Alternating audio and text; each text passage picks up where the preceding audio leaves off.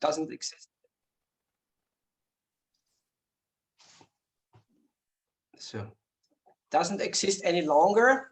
And I just want to introduce the new company, or what are the main tasks of the Wirtschaftsagentur Burgenland.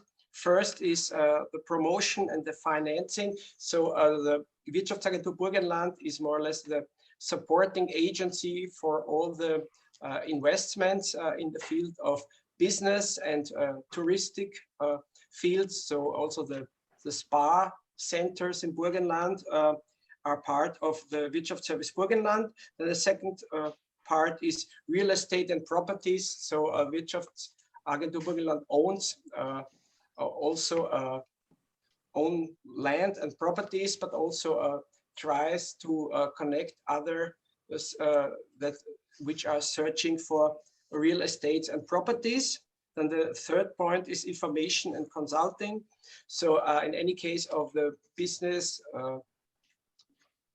factors in Burgenland, you can get the relevant information and also the consulting, how to build up a new firm, what are the supporting possibilities, which can be possible partners, where is the best location, what are the surroundings for a new business enterprises. The third part of the Wirtschaftsagentur Burgenland, and the fourth part is regional and project development. As you can see, we are also partner in the A-Ring project, but also we're dealing with other cross-border and transnational and interregional projects. We are dealing here as a project partner or a lead partner, and yeah, and also we are part in a lot of different business and other networks whole Europe.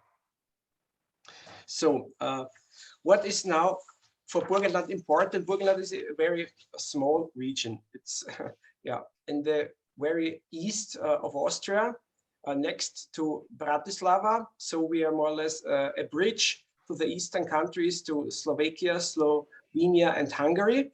And as we are lying between between Vienna and Bratislava and Győr, and also in the southern part of Maribor and Graz is not far away.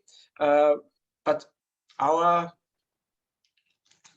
main challenge as a region is that we are not highly industrialized. So that means for us, digitalization is a very big chance to be also in the field of international competition. Here, a good partner and to get a better economic development. The one asset of Burgenland is also nature protection, also climate change, in the field of renewable energy, in the field of photovoltaic and windmills. This is a very important part of Burgenland. And the third part is, as we are lying just between the centers, mobility is very important for us, because as I mentioned, we don't have in Burgenland bigger centers. So the people have to travel to work and to other locations by train, by car. So soft mobility and also measures of mobility are very important things and will become even more better. And we need here some new solutions. And in this field, we are searching also for international partners and international networks, where we can find also best solutions and where we can also exchange our information and the knowledge to be here also on the better side and to get really good possibilities for our economic development of our region. Here you see our initiative Smart Circuit 2030. For us is a very important, very strategic, more or less middle or long-term strategy, because you know, things can only be developed in a proper way if you think and look not only for 1 year or 2 years, but even have a longer strategy for 5 to 10 years, because some investments or some corporations need this time to be in a better development in this field. So you see here how many project partners, strategic partners, the approximate budget, the regions. Yeah, the most important thing is a long-term strategy, creating networks and build up on existing networks with a focus to get new funding possibilities also from the European funds and to get here in closer contacts in projects, but not only in projects, but on the really development of the whole region.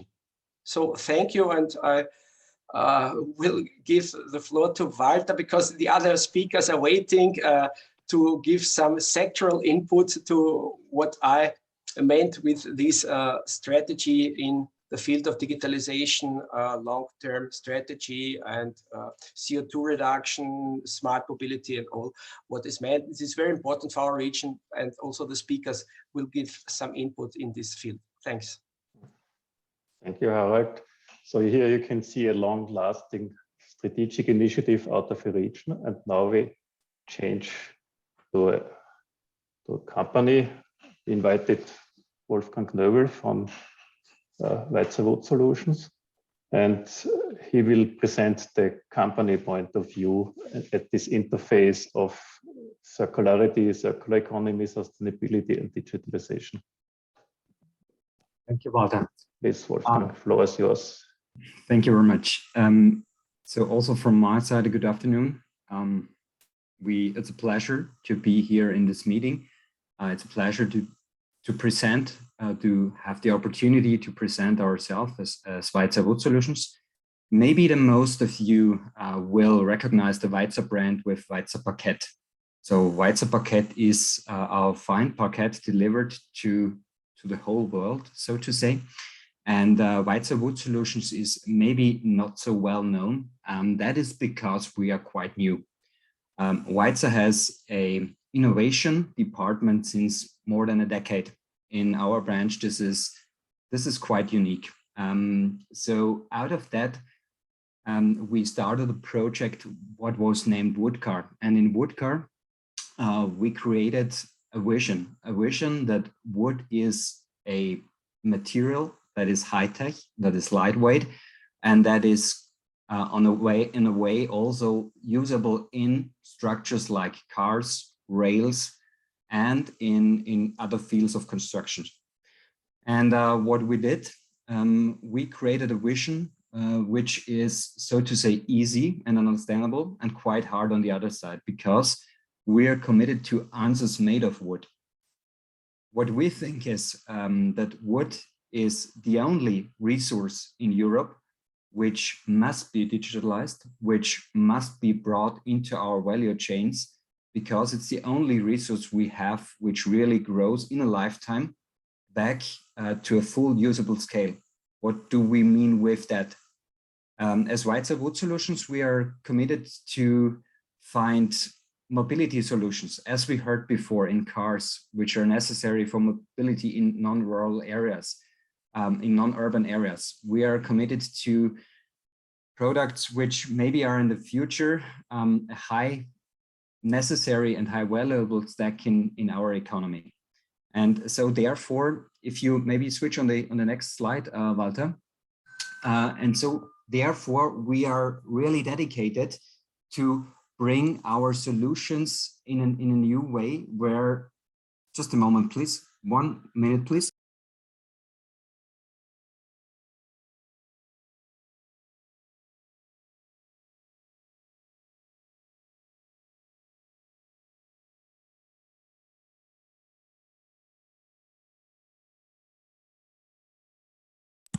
So sorry for the interruption.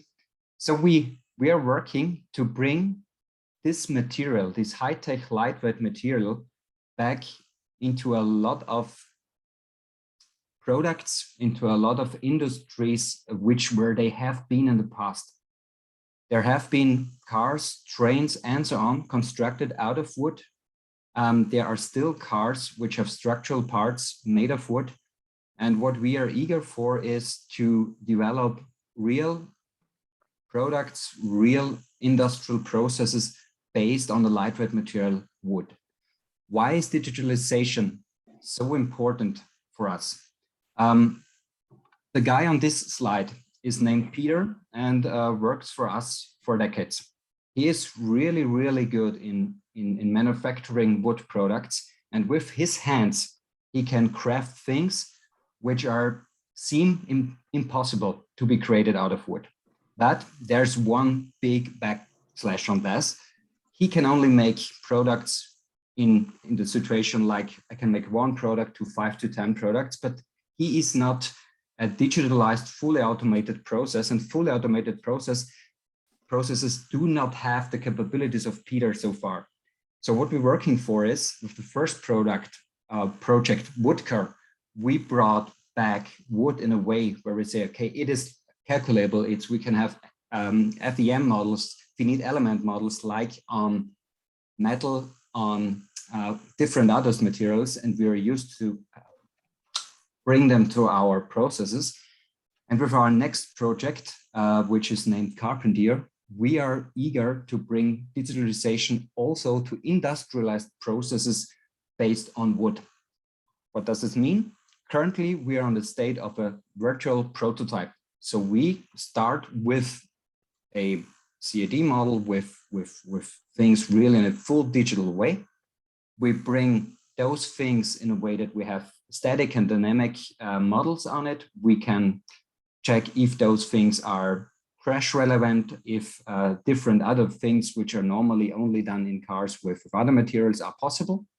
And what we are doing right now is we are working on the gap between virtual prototype and virtual twin, because the most important difference between those two things is that you only have a virtual twin if you have a real product which was made out of this virtual prototype. So that's the gap, the solution where we're currently working on, and we have really customers in different areas, so to say, which we're working with. And what is important, and maybe Walter, if you go to the next slide, that Weitzer, as Weitzer Group, is currently recognized for Weitzer Paket. But there are a lot of other brands, Weitzer Energy, Weitzer Wood Solutions, and so on, which shows that Weitzer is a company which is also open for scientific cooperations, which is open for projects in this area, which is open really to collaborate in a wide area. And as I see also FH Vorarlberg in the participants lists, for instance, FlexFix is a joint venture with a company from Vorarlberg with Woodworks, or so to say, well known as Romberg in Vorarlberg. So my closing sentence is, please recognize wood in the future as a fully digitalized material. Please come back to us if you have projects in the area of lightweight, ecologically lightweight products, if you have production products or projects in this way. And we are really happy, looking forward to speaking to you in this manner. Thank you very much.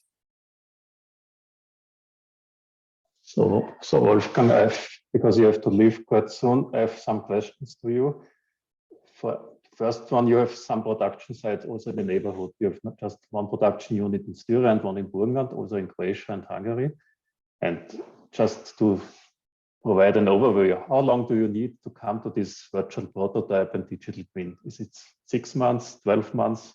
What's the effort in the company to do this kind of digital transformation process? Thank you for the question. That's very good. We do not only do these things in wood hybrids, we also create those products in the wood floors. And in wood floors, we have currently the situation that we can, because it's a well-known area, we have 3 months from the first constructions of CAD constructions to a full-scale model. And in the part of wood hybrids, I would say we are working from 6 months to 12 months. But that's always a journey. That's always a roadmap, because you start with static measurements, with static models, you then expand it to dynamic models and so on. And so I would say within a year, you have the first prototypes on the test beds and so on. And the second question regarding, because there are so many different approaches and companies in the group, and it's also well established since long time. What is the common vision behind the full group or the Weitzer initiatives? There's one thing. It is our vision, and there's a second thing. Wood is at the core of everything what we do, and I don't know if that is known. Weitzer exists since 1831. That's 190 years, and we switched business models quite often in that time. So the parquet products are there since the 50s of the last century. And before we did complete other things, but always based on wood. And I think one thing is that our company was able in the past, and hopefully also in the future, to switch that business models at a point of time where it is not necessary, but the foresight is good that there's a new thing. And we see, and that's really at the core of our belief, that we have to focus more on wood in the future. And yeah, I think that's it. Okay, thanks, Wolfgang. So there you can see how we want to establish or continue our learning process started in the Ehring project to include the different point of views from a regional point like Harald to a company point like Weitzer Parquet Group. And so then we also invite additional partners also from other countries. And this common setting is the right, I think, base for future aspects and projects as well, because we already generated some out of the Ehring project. So thanks, Wolfgang, and let's go for the next speaker. Thanks for having me. And sorry that I have to leave, but the COVID situation at home makes it necessary. I wish you a very fruitful meeting. Thank you. Bye. Good luck. Bye. So one of our well-appreciated cooperation partners since a long time is the Technology Park in Bolzano and Johannes Brunner. And they established a real well-working eco-innovation system. And I would give the floor to Johannes and present his ideas on the setting of the innovation background and digital transformation, what they are doing currently. Thank you, Walter, for the introduction and for the invitation, which allows us to share some of our experiences with all of you participating in this workshop. So first of all, I would like to introduce a Neue Tech Park. So Neue Tech Park is a regional technology park, and in the region of South Tyrol.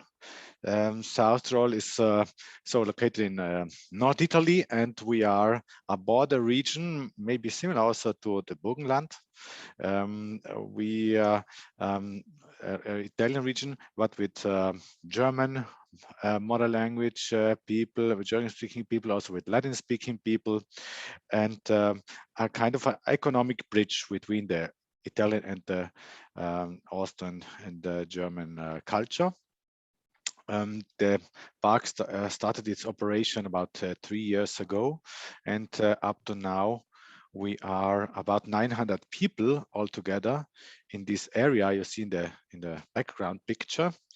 So it is an old industrial area. Was one of the biggest aluminum fabs in the between the World War I and World War II, which was installed, and after a restoration about 10 years ago, it was transformed in a technology park, in a knowledge factory, if we want to call it like this. So, and this, what do these 900 persons here?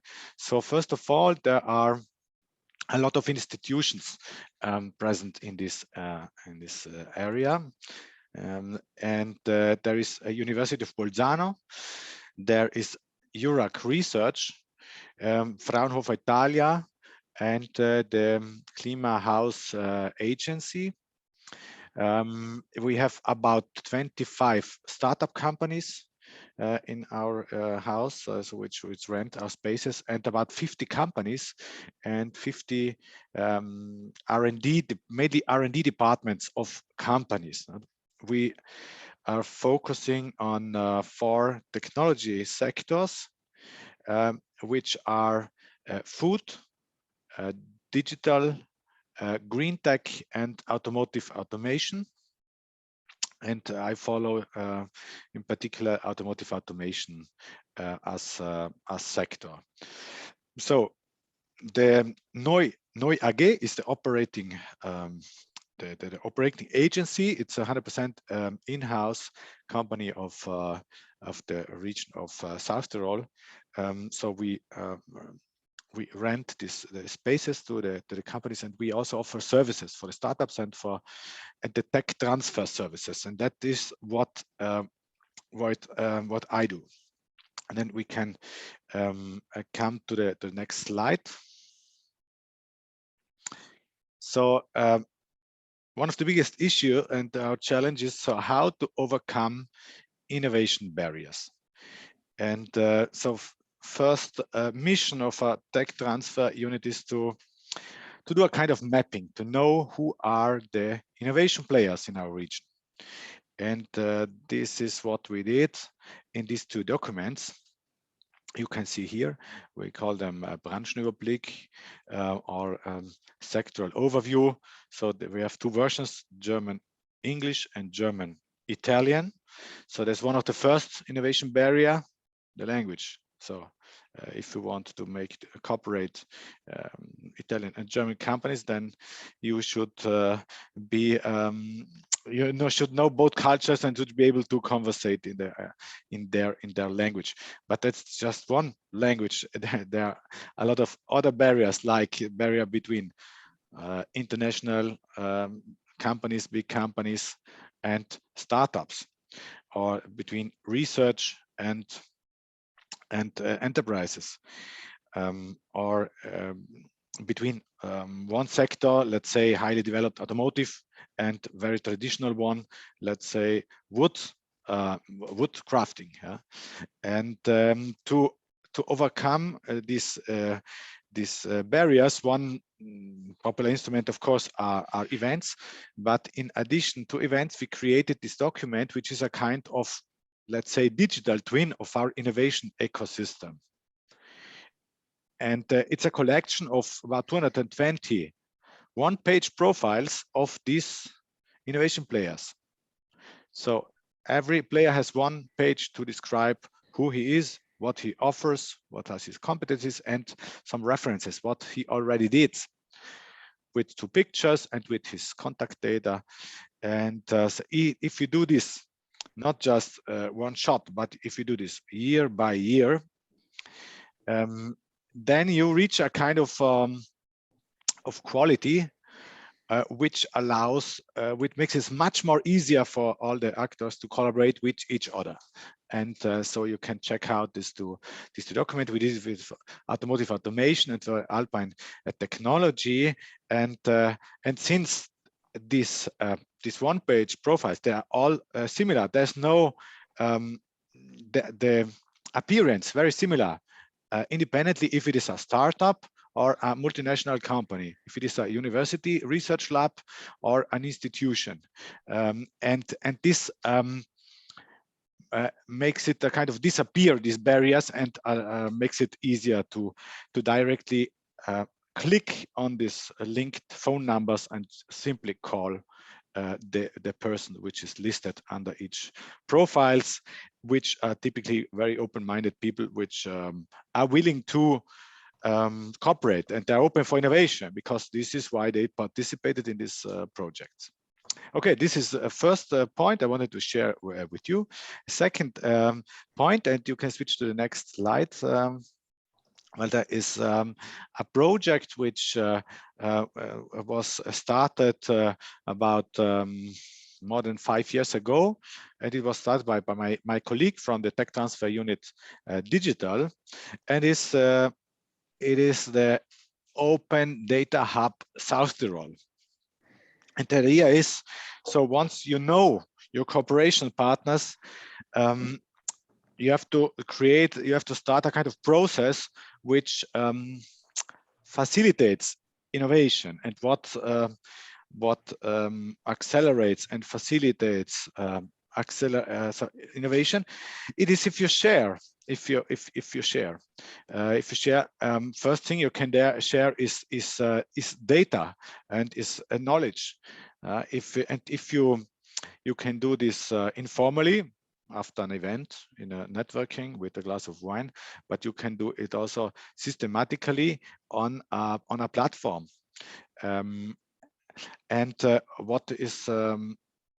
What can be a better choice than open data? So if you open innovation is the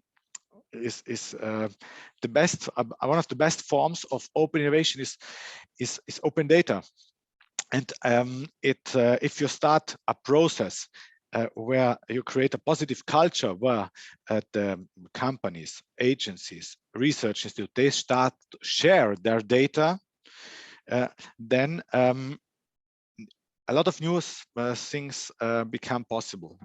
First of all, you can check if your data is correct. If you have more data sources, you can do cross-checking. You can create new kinds of visualizations, connecting, interlinking the data. You can create new kind of visualizations. You can create new kind of applications, and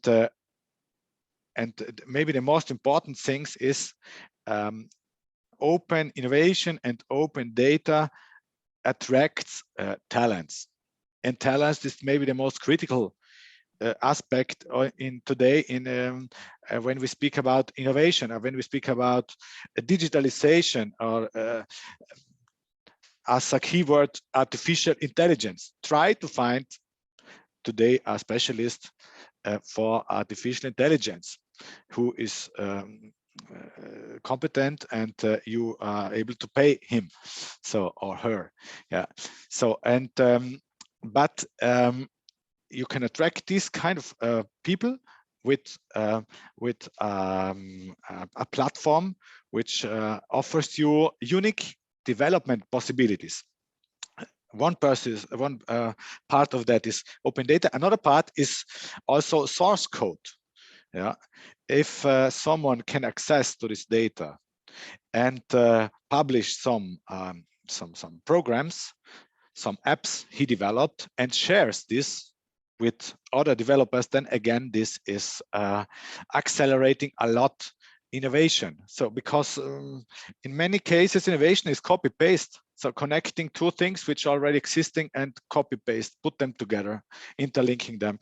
And that is what is made very easy on this platform. You can find there open data from weather stations in South Tirol, from air quality, from traffic, from charging stations, from parking spaces. You can find for every of those kinds of data, you can find apps and the source codes of app and the web components of app. So if you want if you like an app, you can find there. So you can just take this source code, this web app, and install it in your region. The only thing you need is the data, and you have to agree on the licensing model, because there are different kinds of licensing, but normally it is based on the Creative Commons licenses. So and that is how you can attract talents. Where the talents are, there are the nicest applications, and where the nice applications are, are born the next generation businesses. So this was the second example I wanted to share with you. So starting from the ecosystems, we do networking to create some development teams, and then we support them to find also cooperation partners, investments, public investments, private investments, European investments. And so if this sounds interesting to you, and you're interested to cooperate with South Tirol, with Neutech, with our companies, then you're invited to contact me. Thank you. Okay, thanks, Johannes. So my first question you already answered. So we are invited to come to Bolzano, and not just for a glass of wine, also to cooperate with this Open Data Hub. It's my proposal. It means these companies for using already the Open Data Hub, the startups, they're also interested in joint projects and cooperation with others. It's like this, or Johannes?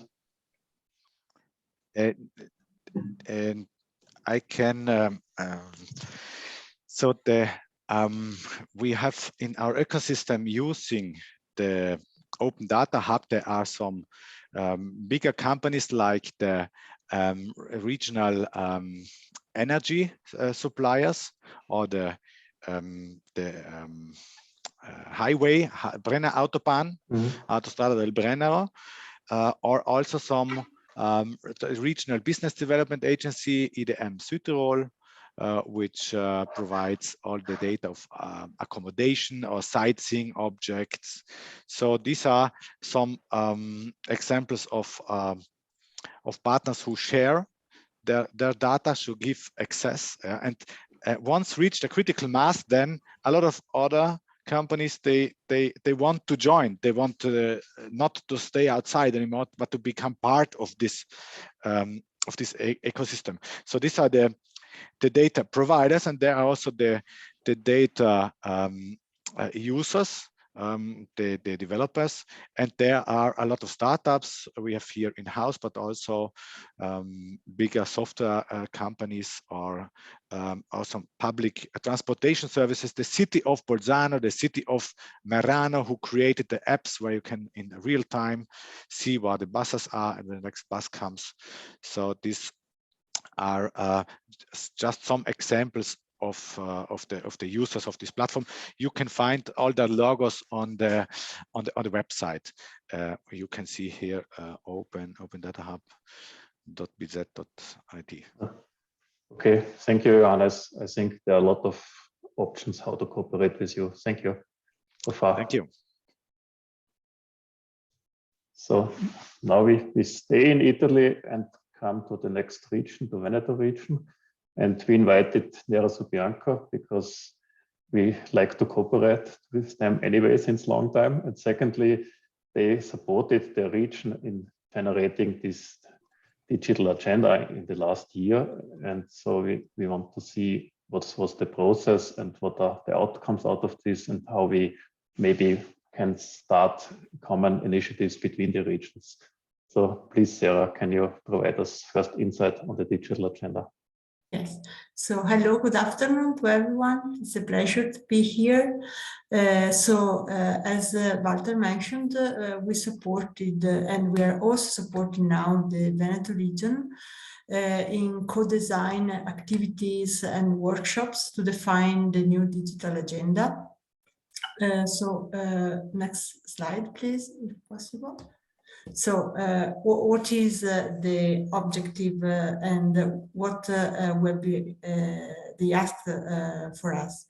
The intention of the region is to develop this digital agenda, considering that they want to be a region more cohesive, more attractive, and more sustainable. To achieve these objectives, they want to work on the strategic pillars, which involve infrastructures, competencies, transversal competencies, digital skills, and data. And how to do that?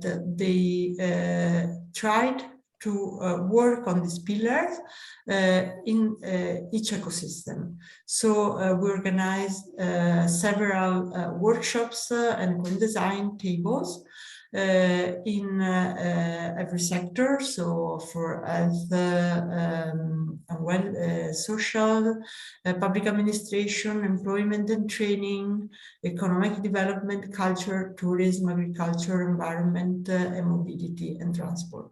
So what we have done during these workshops, we have analyzed the state of the art of the situation. So which are the activities that the region are developing, and currently what they can do, and what are the objectives, what are they expecting for the future, and to understand better the expectations.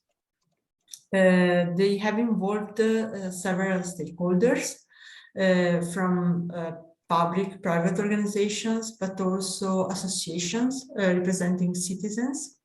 And we have discussed for each ecosystem, we had 3 tables discussing in particular on several topics, the needs and what the region should do to increase the competencies, the infrastructures, digital skills, and so on for each sector. Mainly the process has been to involve local stakeholders, understand and exploit existing assets. So, for example, also considering data, what we have, and invest in data platforms. So how we can improve it. And in the next slide, so which is the final goal? The Veneto region would like to create this Veneto data platform where we can have all the data collected by each ecosystem.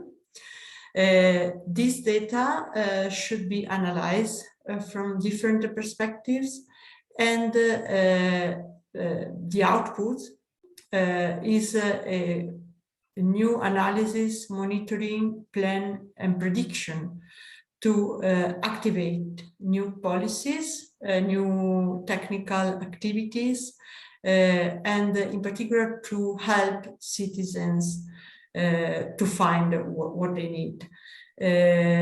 For example, the idea that we've discussed for this platform is for mobility, for example, was to collect all data, and so the possibility for a citizen to go to the platform and, for example, buy the ticket, but also all kind of tickets, because at the moment we have to manage several platforms, several organizations if we want to move inside the region. But also understand which are the, for example, traffic flows. So we can have an overview of this kind of movement, traffic. Also, it would be good, we discussed to integrate private and car sharing, also including, for example, some data analysis to understand maybe more environmental friendly routes to move from point A to point B. So the idea is to create a platform. This is just an example for mobility, but the idea is that this platform will give services to citizens for each ecosystem. And how we could achieve that. For sure, the Veneto region would use the EU Next Generation Fund to support the development of several parts of this architecture.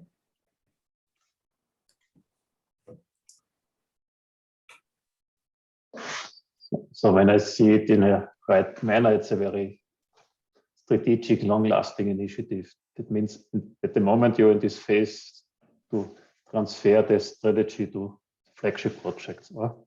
Yeah.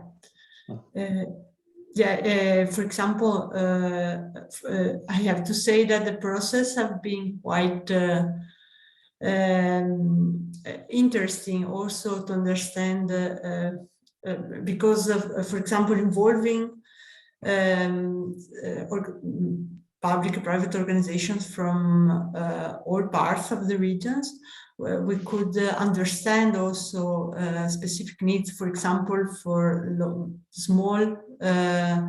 villages or remote villages which are placed, for example, in the mountains or in not well-served areas. They underline that they have still problems with, for example, fast internet connection. So we have like infrastructure problems to solve for sure, and also different needs related to data that should be collected. But I think that, and we view that the most important thing is to offer the right services that citizens need in the different places where they live. Okay, thank you. Thank you. So, I have a question. Yes. Yes. The challenge collecting data are always to be up to date. That means you always need to work on this because otherwise the data are not actual. So what is your experience in this field? Because it's quite a lot of work to do and the challenge. Yes, also and database is one of another critical point, just how to, yes, collect, yes, updated data, but also that can talk, I mean, can be used.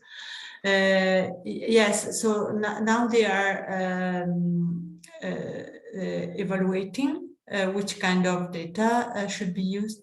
For sure, there are some groups that are working at the moment and understand better, I mean, which kind of actions also from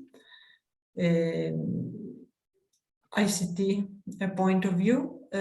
We have to say that there is also a national agenda which is promoting, for example, data unification and data collection. So at the moment we are just working to define the next steps to do. I mean, we have finished last month this kind of workshops with stakeholders to understand the real needs.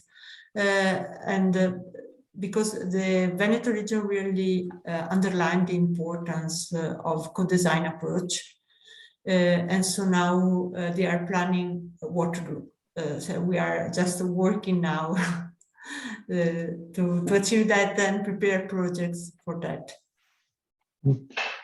Thank you, Sarah. I think this is a good example for the process itself and also for the different topics where we can do something in common for the future as well. So, thank you. Now we go to the next neighbor. That's nice. And as I've learned by the preparation, Igor knows a lot of Austria as well. And what we learned out of the ARING project till now, that Slovenia defines the smart specialization strategy in different pillars. And one very famous out of this is this Factories of the Future. And we have the pleasure that now Igor will join us and present the results and the ongoing initiatives out of this strategic pillar in their smart specialization strategy in Slovenia. Please, Igor. Thank you very much for this nice introduction. Hello to everyone. I come from Jožef Stefan Institute. You see here on the left side bottom, it's our Jožef Stefan Institute. This is the largest institute in Slovenia, research institute. More than 1,000 people are employed at our institute, and we have very different research areas as physics, chemistry, molecular biology, biotechnology, information technologies, robotics, automation, reactor physics and technology, and also environment and energy. And we have, where we are very, very proud, 5 ERC projects at the moment. So the next slide, please. Today, I will present you the 3 factories of the future. It's a kind of cluster of clusters. And the coordinator of this cluster, we say SRIP, it's a Strategic Research Innovation Partnership. It's coordinated by Josef Stefan Institute. The main goals of this cluster are collecting and linking Slovenian research and innovation know-how and put together with experience from industry and academia, and to highlight the priorities of breakthroughs, of new products, technologies or services, and to bring this to the global market on the field of factors the future.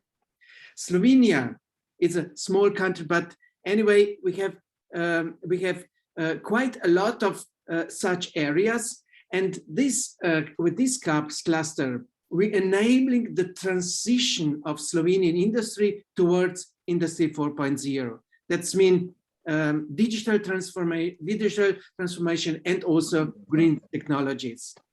SRIP Factors the Future is also a repository for key enabling technologies for other clusters. And next slide, please. Now I will present you this key enabling technologies, what we put to our cluster, which contains from horizontals, these are key enabling technologies, and from verticals, these are attractive industrial subjects with products, with all things what they want to bring to the market. And this matrix through the horizontals as key enabling technologies and verticals should give a new results in new products, services, in processes. Which are these horizontals? Control technologies, then robotics, nanotechnology, photonics, plasma technologies, modern production technologies for materials. For another cluster, there is another key enabling technology. This is information communication technology, what is also then part of the all research and innovation and development activities in our cluster. From verticals, we have three main pillars. One is leading from the GSI, Josef Stefan Institute, and these here are more sensors, robotic systems, components. You know that we have quite famous companies as producers of robots. Yaskava is at home in Slovenia. Then we have another companies also very deep in the robotic technology. Intelligent laser systems for factories and for clinics of the future. Here we don't go only to the factories of the future, but also to the clinics, to the health in the future. We have here intelligent laser systems. Then advanced sensors from nanotechnology, from other areas, which are really very, very new, developed not only on a nanotechnology, also on the newest quantum technologies. Smart plasma systems, cold plasma as exchange for unhealthy technologies to go to the green technologies, from the chemistry to the plasma, cold plasma systems, and also new materials. Here we are dealing especially with ceramics, with magnets, with new materials as additional materials for raw earths. And this is the position with these areas what we can offer in this cluster. Then intelligent control systems for the factors of the future. Everywhere the first step is to have the such control system that the thing can work automatically. Then smart mechatronics tools. In tooling industry, Slovenia is very strong for aviation, automotive, for other industries. There are a lot of small and medium tool makers who are very, very on a very high level in Europe or at the world. And they are suppliers of these tools for different companies. It's also one part of our cluster. And then smart factories. all digital twins, all new kind of industry directions. We are very strong in reconfigurable robot-aided reconfiguration techniques. This is a kind of agile technology to come very fast by the different projects and so on. But not only these technologies, we are covering also the development of common services like human resources development, like analytics, sustainable environment services, internationalization, entrepreneurship promotion, intellectual property, and so on. And our cluster is well connected to the other clusters in Europe, to the state, to the global platforms, and to the other clusters in Slovenia. Next slide, please. So to get a short overview, what is the nature of this cluster? We have at the moment 94 members, and it's growing further. From these 94 members, they are more than 50%, also almost 60% industry members. And then we have 30% research and development organizations. These are all universities, also private schools and research institutions in Slovenia, and 11% are other partners in this cluster. So now it's a last slide, please. To conclude, we would like to have a very lot of connections to other members, and we made quite a lot of internationalization, and on all these areas we were very open for all kind of cooperations. That is from my side. Thank you very much. Thank you, Igor. I have one question, because we discussed it several times in the ERING project group as well. What is your secret that you address companies for cooperation, and how you can attract them in a proper manner, in a permanent manner? Yes, to have good connections and to be good in a niche directions, especially if you have a good reputation, there is not the problem to get members, all kinds of members to the cluster. This is one thing. Another thing, to offer good education instruments and workshops, then to give our partners good informations, good possibilities for different projects, to make the synergy connections. And if you make some good results, and for me good results is results from the project, not to be there to talk a little bit, to make real things, then members say, oh, this is something special, we can have some benefits from them. We should be also in this club of these members, to talk with them, to exchange the different topics, and with the exchange of different topics on different areas, on different key enabling technologies, then we can come to the new products, new technology, new services. And this is the direction where we work very strong, and the companies, so that it's good that they are part of these discussions of this community. You mentioned several projects. Do you have one example where you can make a short description and short presentation? What are you doing, and what are the results like this? Yes, I can say that we finished 1 year ago one very big, the biggest Factors of Future project in Slovenia. It was named Go Stop, let me say, but better will be stop and then go, and not to stop.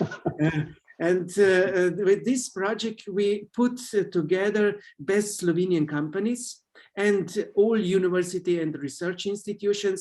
And we make some smaller research projects. This was a program of more projects, altogether almost 10 million euros. And we work only on a technology readiness level 3, that's mean when the basic research ends, to 6, that's mean when the prototypes and demonstrators are finished. So to overcome this debt of valley in Europe and also at the world, to make a lot of support from the Europe and from our country, and with these helps we come to very new projects, to very new results. And this was really one very good. You can go to the homepage gostop.se and you can see the brochure of all results. There were more than 30 results on this project. If you need something, further cooperation, you are welcome at our cluster, also with these companies from this Gostop project. Okay, thank you, Igor. So I think, may I ask a question? What is the relation between your institution or your network and the political level? Because Slovenia is not such a big country, and you don't have so many key players in this field, and so the stakeholders are not too many, and what is here more or less the relation between your ministry or whatever and your institution, and how is the situation in your case?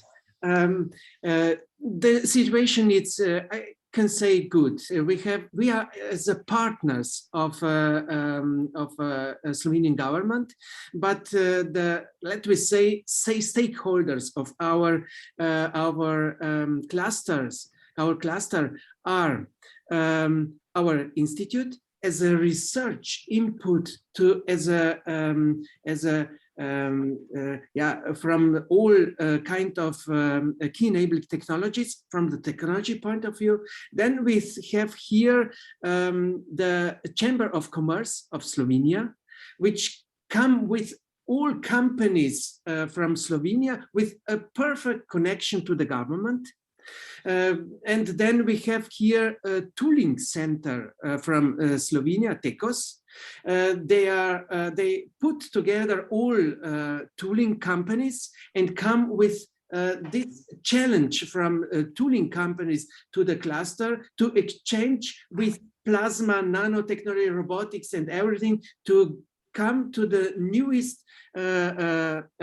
We set also tools that can talk with others, machines, people, and so on. So we come to the smart tools in our cluster. And then we have a competence center of modern advanced control technologies, which are also as a competence center come to our cluster with a whole spectrum of control technologies. And this, let me say, like stakeholders, they have each own task to go to the government, to go to the industry, to go to the others, to go to the international organizations. And this is a kind of a way how we are working in Slovenia in our cluster. Okay. Umberto raised the hand. Yes, thank you. Question for Igor. I'm working in the University of Svizzera Italiana in Switzerland, and I'm working in the startup center of the university. I've just seen your website, the SLEEP website, and I think it can be some collaboration from our side and your side. So are you interested to get in contact with a new startup just to know if there is a possibility for collaboration? Because till now you were speaking about collaboration inside Slovenia, yes, not with the rest of the Alpine space. Of course, we change at our institute now the from the government, we got another position as institute, Jože Stefan Institute. Now we can establish also startups. Until now, it was not possible. And now this is a big push through our cluster and institute and others to be here very, very active. So we are very open for such things. And I can say, I also was part of establishing of the company. So I know exactly what are the problems, investors and other things. And to put these things to the new companies. And we are here very open, very welcome all initiatives. And here we would like to work really strong in the future. Yes, we would like to have such cooperations. Okay, thank you. Perfect. So when we come during the presentation discussions to first agreements, that's fine anyway. So, okay, let's go back to Burgenland. We invited Forschung Burgenland, Research Burgenland, to present their point of view about digital transformation at the interface to sustainable innovation and development. Please, Markus. Hello, hello, Walter. Thank you for the introduction. Can you hear me? Yes, perfect. Okay, because I have a little bit of connection problems, so that's the reason why I switched off my camera. If there is any problems, please tell me. I have one plan B in mind. So yes, thank you for the possibility to speak a little bit about one field of application where Forschung Burgenland is dealing with digital technologies or big data. Next slide, please. So we are one application field, which is one of our main application fields in Burgenland, at Forschung Burgenland, is building information modeling. So building technology is one of our key technology fields, and we worked a lot in the past years also with building information modeling and also digital twins. So building information modeling is a digital representation of a building, as I think many of you know. The focus of the BIM itself is more on the physical and the functional characteristics of the building, and the digital twin of a building is so to say the icing on the cake, and provides, based on real-time data, the opportunity to monitor the building and also acquire additional information. And to do so, it requires a physical asset. It can be a building, but can also be just a part of a building, equipment, and of course sensors and a network of sensors who transmit the data, and also the computing power to perform the data analysis based on algorithms. And next slide, please. In the best case, a digital twin is a virtual image of a building and contains all relevant data and also the simulation models. The digital model and the real building are linked together through dynamic data exchange, very important, based on real-time data. And but that's not the end of the digital twin. The digital twin can also accompany through all stages of the building's life cycle, from production or building the building to operation and service, but also in the recycling or reuse of material phase.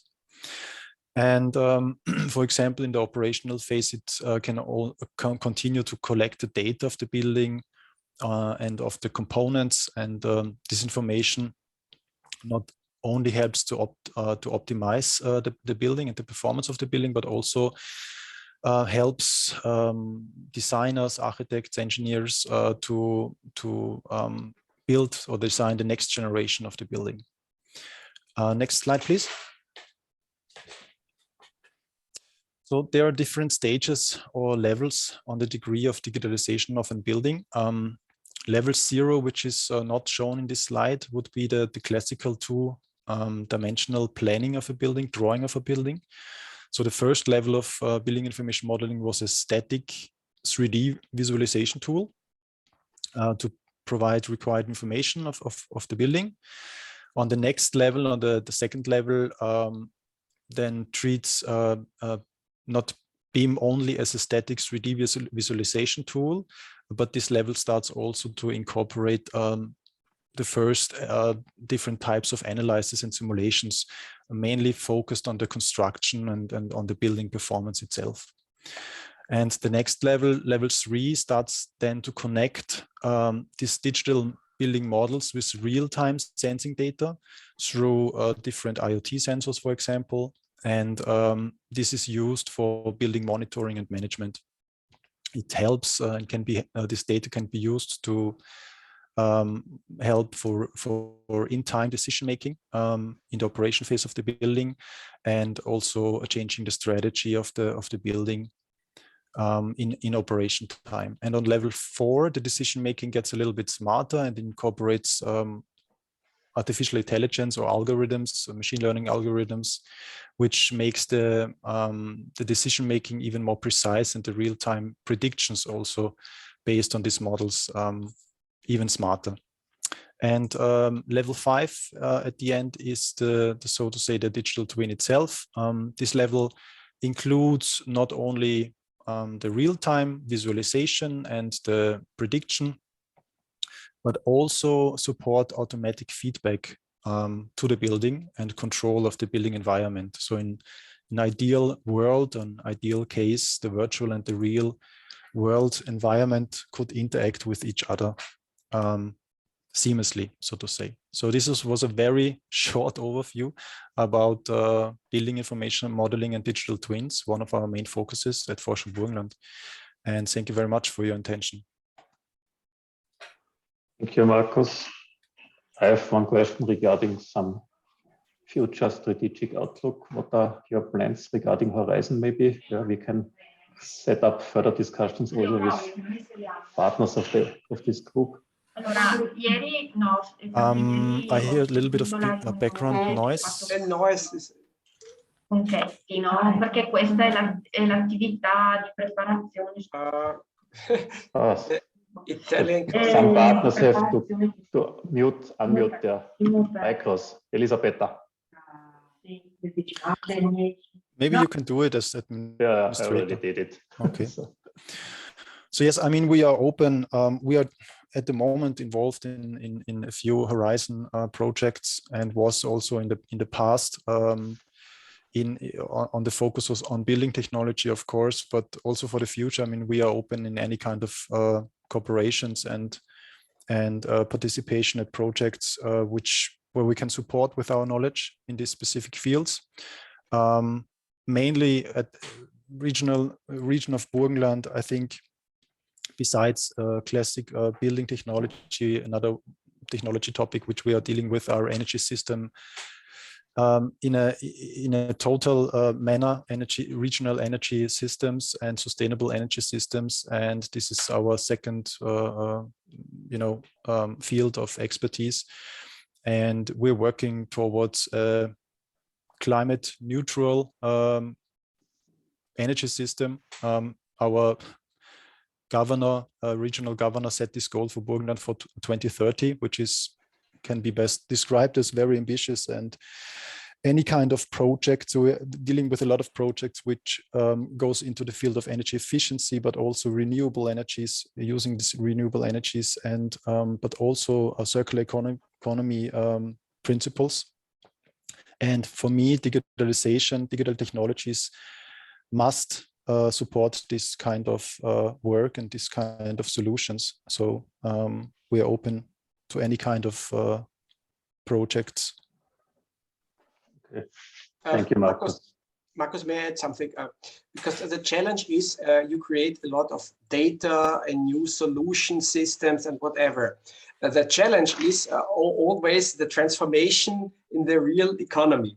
That means that these data or these systems can be used by firms, and and the results can be used economically. What is here your experience at this?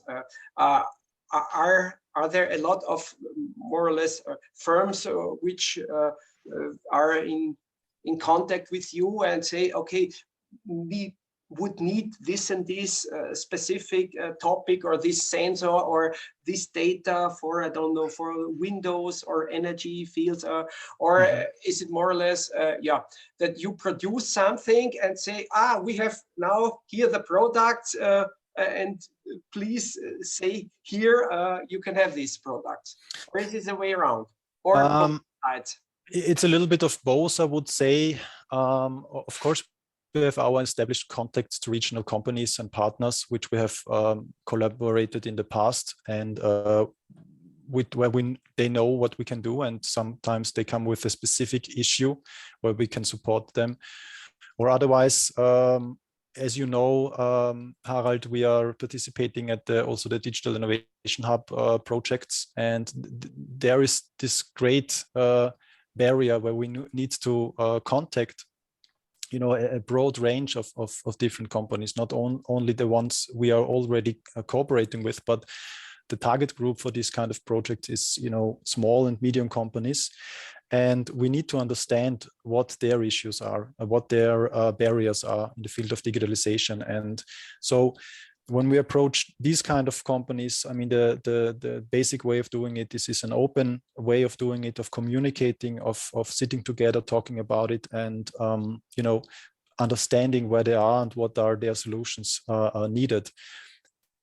You know, for example, a digital twin, a very, you know, complex kind of technology and a modeling approach for building is not really suitable at the moment for a broad range of customers. But it's still niche, I would say. It's still something that it's more related to research. But you know, we work on platforms, we work on front ends, we work on softwares that make it more usable and more you know, practical to use it. But where we already collaborate a lot is based on digital sensors and gathering digital information, because every company has a lot of information, and every company has the problem that this information is somewhere in the company, but not automized, collected, and also represented in the way of quality and also in the right format to use it. And that's often a very good way to start to cooperate with the company, creating the right databases, and then you can start developing based on that new services or new solutions and new ideas. Okay, thank you, Markus. I fully agree, because as I mentioned, Burgenland is a very specific situation because we have only more or less smaller and medium size enterprises, and a lot of them are more or less in the field of traditional industries.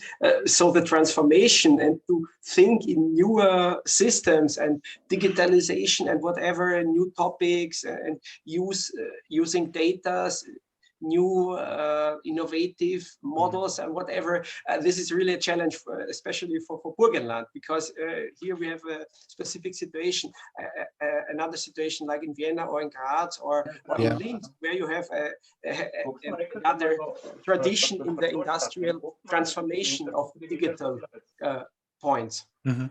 Yeah, that's true. But I also see myself, or Forschung Burgenland, embedded in a network of competence centers, which, you know, like the classical Digital Innovation Hub is a network of different competence centers. And I'm understand myself and the role in this network also to understand the regional need and find solutions in the network for it. So we cannot solve anything by ourselves. We have our expertise, field of expertise, but we also can connect different other centers or company centers to the companies in the region. Yeah, I fully agree, because Burgenland will never be a key player in the world economy, but we should focus on really small niche products or niche things, on initiatives, and here we get a good chance, and to cooperate with bigger firms, but they are not situated in Burgenland. They are in Austria or also in Germany or all of Europe. Yeah, of course. But at the end, I think we have the right topics because every company produces in a building. So building is still important. And we have another technology focused on cybersecurity, and security gets even more important in a digitized world. So I think with these two technology fields, I think we can attract a lot of regional companies also and connect to them somehow. Yeah. Okay. And also So energy savings, CO2 reduction. I mean, okay, there's one speaker left, and the topic is also very important. I think mobility is also a topic which is addressed to everybody. And so we are pleased that Samuel Würz from University of Applied Science Kempten joined us, and I will ask him to provide his insights about this project he will present to us. Please, Samuel. Thank you for the introduction, Walter. Yes, like I was introduced, I'm from the University of Applied Sciences Kempten, and I'm very happy to have the opportunity to shortly present my work on big data for urban bus operations, where we collect data to make data-informed decisions in transitioning urban buses to electric vehicles. Next slide, please. So I'm currently working at a project. It's called OmniE. That's a federal funded project from the Federal Ministry of Economic Affairs. And the goal of the project is to develop a framework which can help cities and bus operators to make the best possible decisions while transitioning their fleets from combustion engine vehicles to electric vehicles. So how do we do that? We collect data from the existing bus fleets and analyze it considering different key factors like the travel times between bus stops, the dwell times at the bus stops, and as well, and in addition, the simulated energy demand for the trips the buses have to take in the course of a day. In that, we also consider the variability we can see in the daily operations, like delay times, depending on different day times and also different weekdays. Based on all the data we aggregate there, we developed a mathematical optimization algorithm, which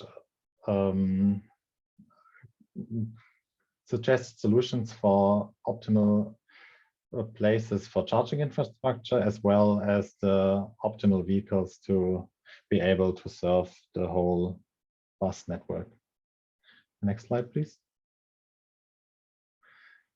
To be able to aggregate all this data, we had to establish a robust data pipeline at the University of Applied Sciences in Kempten. The pipeline starts with the data collection, persistent storage, efficient evaluations, and visualizations in the end. At the beginning, we had to find sources for all the different information we needed, like topology, street network, weather data, and also timetable data. And we also needed to find ways to automatically aggregate all the different data points for every day. The more challenging task was collecting the data from all the different vehicles, where we decided to install our own logging devices within each bus, which are able to collect GPS movement patterns and also collect more internal data from the vehicles, which is provided by the interface that is called FMS. And there you can collect data about the vehicle weight, which is important for buses because it fluctuates with the number of passengers, engine temperature, fuel consumption, and ambient temperature are also very important signals we need for our energy simulation. On the servers of the university, we had to make sure that we have an efficient way in storing all the data points and make it efficiently usable by different applications. The next step in our data pipeline are the evaluations, where we enrich the data with the simulated energy demand future buses would have. We aggregate delay statistics and fleet utilization based on the vehicle weight. And all these different data points are the input for the optimization algorithm, which suggests the charging locations, the charging powers for each charging location, and the battery sizes required for every vehicle. In order to be able to validate all the different metrics we collect, we have automated visualizations, which make it easy to check all the different results. You can see on the right visualization of the different trips the buses take, the speed profile in one chart, which helps to validate that the dwell times are calculated correctly. And in the top, you can see a map with one of the solutions the algorithm suggests, where the bars represent different charging locations, and the height of the bar, the utilization during the course of a day. And lastly, we also compare different solutions with different battery sizes, different charging powers at different stations, and see how this would affect the solutions, the cost, and also the feasibility with different amount of electric vehicles. And all this information needs to be composed to the framework we want to have as output of the project. And I think we are on a good way, and at the end of the year the project will finish, and hopefully we will be able to present the framework by then. Thank you for your attention. Okay, thank you, Samuel. I have one direct question. What could be a further follow-up project, because you get these great experiences and knowledge? How can we join you and use this knowledge? Follow-up project we have in mind at the moment is because one of the biggest challenges within the project was all the data collection. And we would like to use all this data to calibrate traffic simulation software that would be able to make all those decisions without collecting the data. And we want to calibrate a simulation with all the real world data. And at the moment, we're working on a project proposal to be able to work on that. Okay, thank you. So at the end of this, so I have to say thanks to all the speakers, and I think we have seen some possibilities where we can do something in common. And as Umberto already mentioned, there is a fine possibility option for him to connect startups with Igor, and I've seen also some other points where we can get connected with the strategy in Veneto and so on. So that should be the further steps out of the ERING project group. So thanks to all the speakers, and I will forward back to Harald for the end. So thank you for your participation. At the end of the meeting, we'll also say a second time thanks. It was really interesting, and the message is clear. I've listened very carefully. It always is, we want to get in cooperation. This was meant by all the speakers, and I should say this is also one of the main topics, and also one of the outcomes of ERING should be to work together and to build up on our existing network and to deepen our cooperation, but also to widen it up, maybe to other partners from other regions, in the focus, as I mentioned before, in a long-term strategy and a long-term cooperation, because we all know the short-term things are quite seen well, especially from the politician side, but more or less for a longer focus and for a long-lasting positive economic development, you should think in more or less 5 or 10 years for a long-term perspective.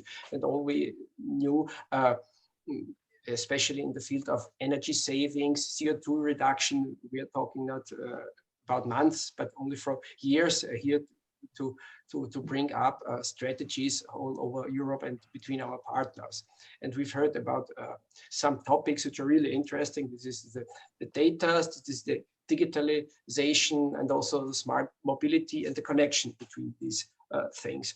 And I should think this also for the future a field also in the different EU programs, for instance, Horizon or Alpine Space or Central Europe, Interreg Europe, here to build up on our networks and maybe to be partners in new projects and new activities.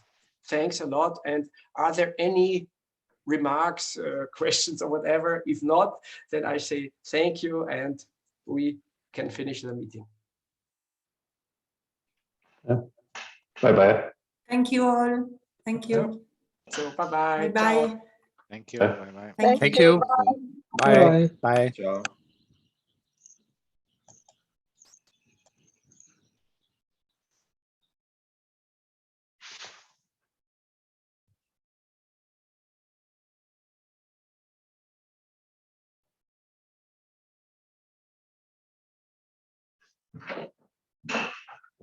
Hallo Wilfried. Guten Hintergrund hast du, Wilfried. Ja, das ist so Hightech ERS-Labor, das wir da haben. Bist durchdigitalisiert. Sind wir ganz wichtig unterwegs. Ja. Ja. Okay. Du wartest noch was von mir, gell? Ich weiß, Also, ja. zu schnell was geht. Haben wir irgendeinen Termin, wo wir uns über irgendwas Kommendes unterhalten? Ich habe mit der Sabine geredet, vor Herbst passiert nichts. Also das passiert. Wir sollten vor dem Sommer alle Gruppen fertig machen, gell? Aber richtig einreichen und so weiter. Das wird Nein, klar nicht. Aber ich rufe dich gleich an. Gell? Ich steige noch da aus, ich rufe dich ja, an. wie du magst, warte. Mir ist wurscht. Gut.